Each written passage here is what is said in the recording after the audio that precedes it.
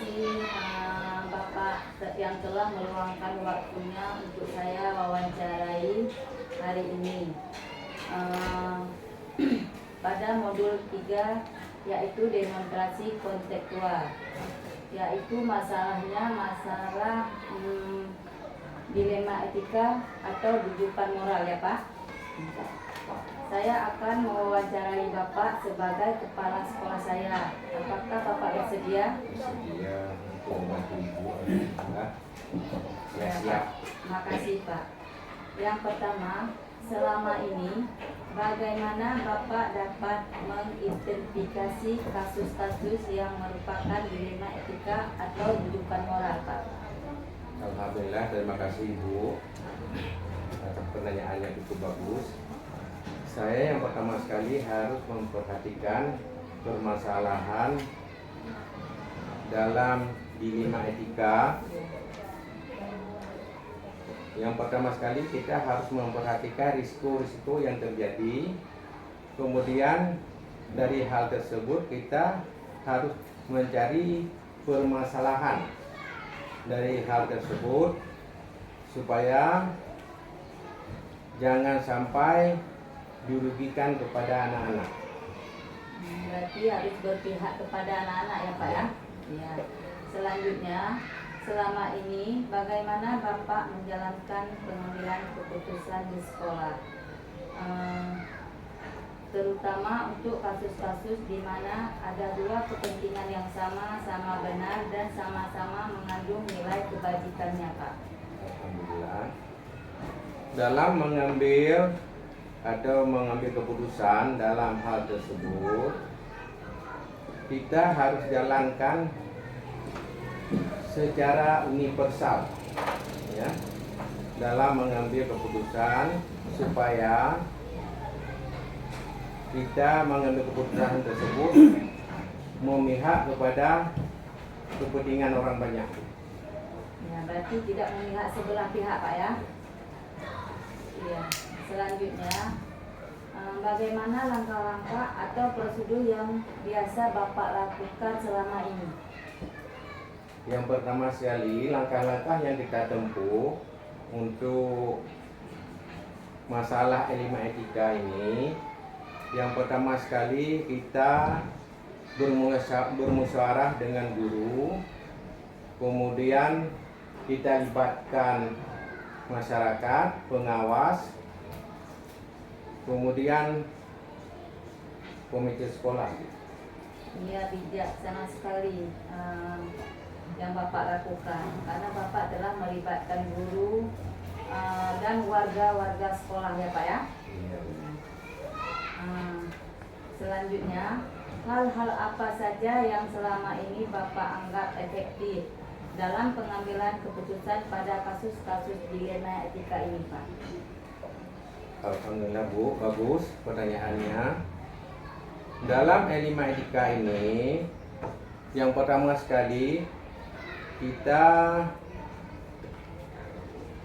yang terjadi yaitu masalah peristiwa dengan baik dengan anak, kemudian ada juga dengan guru. Yang pertama sekali yang kita kedepankan yaitu dengan bermusyawarah dengan guru yang kita kedepankan. Kemudian selanjutnya ada guru senior yang kita libatkan tersebut supaya bisa kita pecahkan masalah guru. Kemudian masalah peserta didik tersebut kita libatkan guru yang ada permasalahan baik di kelas maupun di ruang Di lingkungan sekolah ya Pak ya? Ya. Berarti hal-hal yang efektif itu sangat berguna ya Pak dalam pengambilan keputusannya ya Pak ya. Selanjutnya, hal-hal apa saja selama ini merupakan tantangan dalam pengambilan keputusan pada kasus-kasus dilema etika Pak? Ya, terima kasih Bu. Kemudian dalam pengambilan keputusan tersebut, ini sering terjadi ada di pihak yang dimenangkan, kemudian ada pihak yang dirugikan. Karena di mana-mana yang kita lihat itu pasti ada dalam pengambilan pendapat tersebut pasti ada perbedaan-perbedaan. berarti dalam pengambilan itu ada pro kontranya Pak ya. Iya, pro kontra. Selanjutnya, apakah Bapak memiliki sebuah tata cara atau jadwal tertentu dalam sebuah penyelesaian kasus dilema etika? Apakah Bapak langsung menyelesaikan di tempat atau memiliki sebuah jadwal untuk menyelesaikannya? Bentuk dan prosedur seperti apa yang Bapak lakukan? Ya, terima kasih Bu.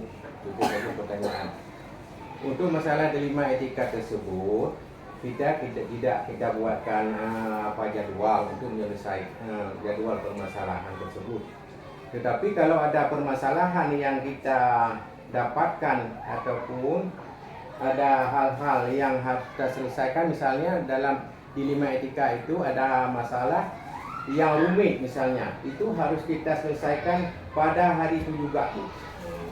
Kemudian ada masalah-masalah yang lain mungkin bisa kita lihat yang tidak bisa kita selesaikan pada hari ini, kita tunggu di hari besok supaya permasalahan tersebut agak reda sedikit, kemudian kita selesaikan, jangan kita biarkan berlarut-larut.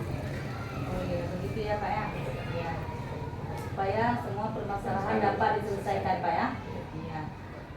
Berarti pertanyaan selanjutnya, adakah seseorang atau faktor-faktor yang selama ini mempermudah atau membantu Bapak dalam pengambilan keputusan dalam kasus-kasus dilema etika?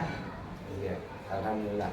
Jadi dalam permasalahan untuk membantu saya, yang pertama sekali kita minta kepada guru-guru yang senior, kemudian masyarakat, komite sekolah dan masyarakat untuk menyelesaikan permasalahan tersebut.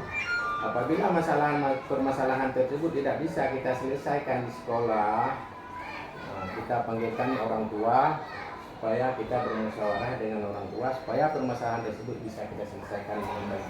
Iya, tepat sekali keputusan yang Bapak ambil ya Pak ya. Iya Pak. Ini Pak pertanyaan yang terakhir ya Pak ya. Dari semua hal yang telah disampaikan, pembelajaran apa yang dapat Bapak petik dari pengalaman Bapak dalam pengambilan keputusan dilema etika ini Pak?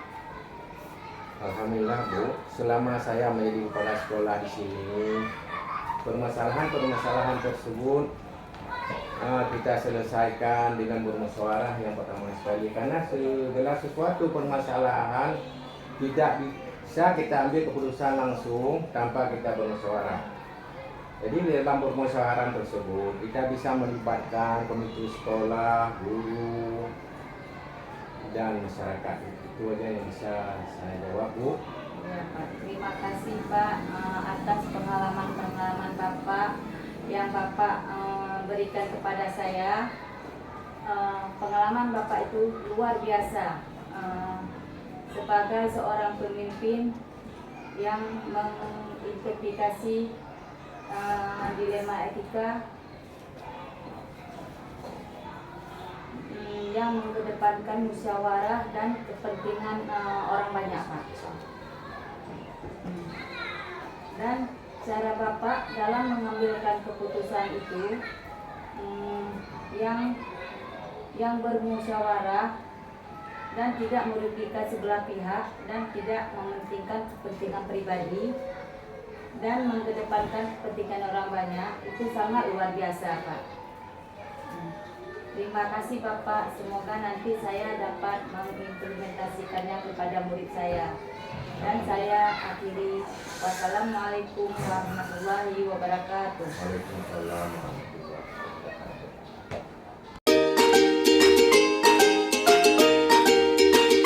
Assalamualaikum Pak Budin. Apa kabarnya hari ini Pak Budin? Alhamdulillah baik Bu. Alhamdulillah. Terima kasih ya Pak ya atas waktunya Bapak untuk saya wawancarai hari ini.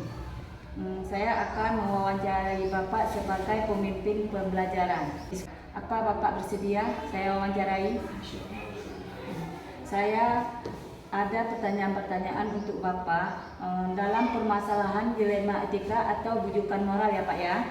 Yang pertama, selama ini bagaimana Bapak dapat mengidentifikasi kasus yang merupakan dilema etika atau bujukan moral, Pak? Saya akan mencoba menjawab pertanyaan Ibu. Jadi kalau misalnya masalah bujukan moral, saya akan melihat bagaimana kasus-kasus tersebut terlebih dahulu. Kemudian kalau misalnya kasus ini terjadi di lingkungan sekolah kita, saya akan juga meminta sedikit bantuan kepada rekan guru-guru, kemudian juga menanyakan solusinya bagaimana cara untuk menyelesaikan masalah tersebut. Kemudian kalau misalnya berkaitan dengan di lingkungan luar sekolah, saya akan juga menanyakan kepada masyarakat. Begitu ya Pak ya. Sebelum kita menyelesaikan masalahnya, berarti kita harus melihat apa permasalahan tersebut ya Pak ya. Iya. Terima kasih Pak. Yang selanjutnya, selama ini bagaimana Bapak menjalankan pengambilan keputusan di sekolah, terutama untuk kasus-kasus di mana ada dua kepentingan yang sama-sama benar dan sama-sama mengandung nilai kebajikan Pak? Kalau misalnya ada dua unsur kebajikan tersebut, kasusnya yang pertama kita melihat dulu kasusnya.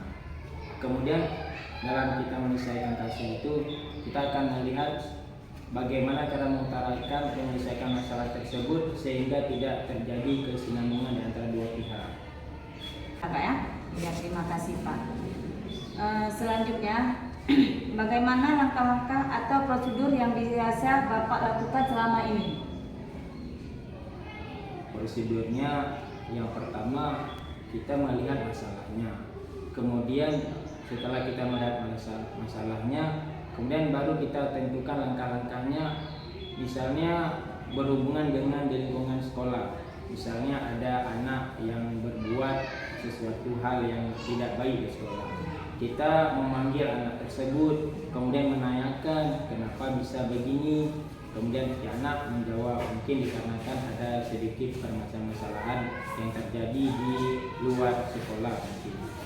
Faktornya pengaruh daripada lingkungan di keluarganya mungkin, sehingga anak tersebut berbuat begitu. Oh ya, gitu Pak ya. Oh iya Pak, sekarang saya akan menanyakan pertanyaan selanjutnya ya Pak ya.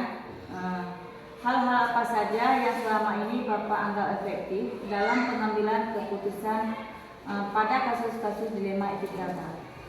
Ya, saya akan melihat dulu masalahnya, kemudian memanggil kedua siswa untuk menanyakan masalah tersebut. Kemudian saya juga akan mencoba bermusyawarah dengan guru-guru sejawat dan Sekolah. Bagaimana langkah-langkah atau prosedur yang biasa Bapak lakukan selama ini? prosedurnya yang pertama kita melihat masalahnya. Kemudian setelah kita melihat masalahnya, kemudian baru kita tentukan langkah-langkahnya. Misalnya berhubungan dengan di lingkungan sekolah. Misalnya ada anak yang berbuat sesuatu hal yang tidak baik di sekolah. Kita memanggil anak tersebut, kemudian menanyakan kenapa bisa begini. Kemudian si anak menjawab mungkin dikarenakan ada sedikit permasalahan yang terjadi di luar sekolah mungkin.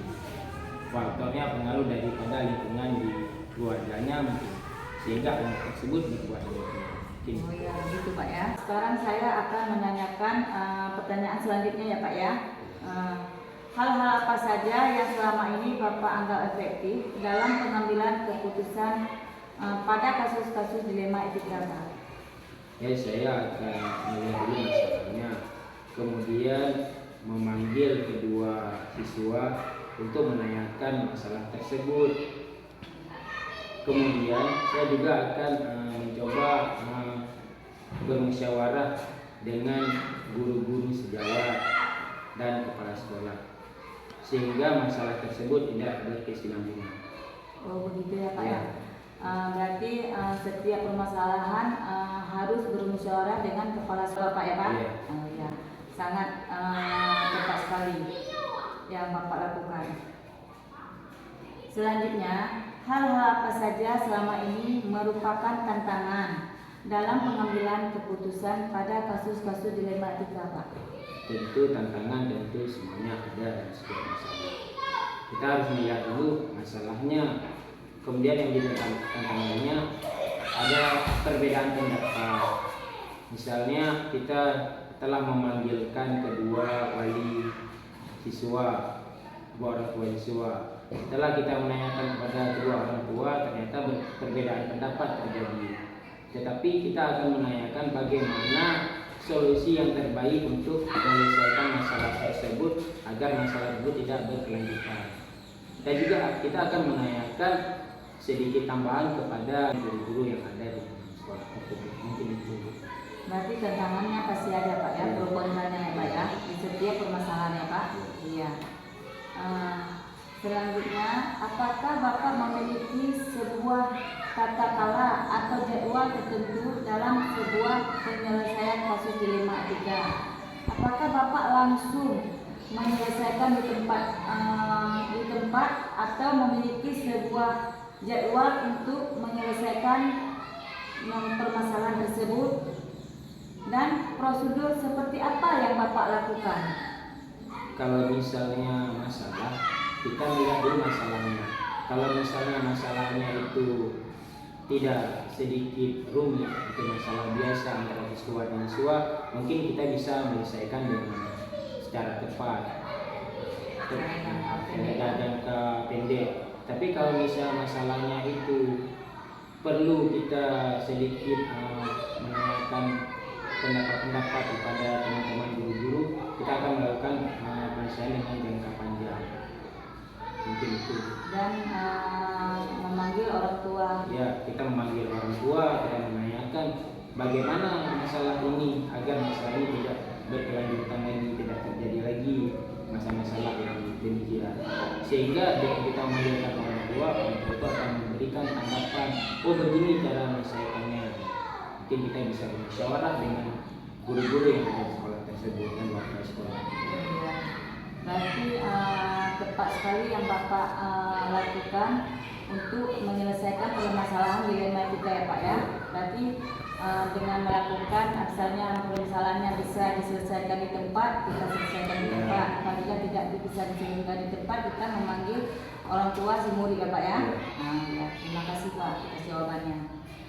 Selanjutnya, adakah seseorang atau faktor-faktor apa saja selama ini mempermudahkan atau membantu Bapak dalam pengambilan keputusan dalam kasus-kasus dilematika ini, Pak?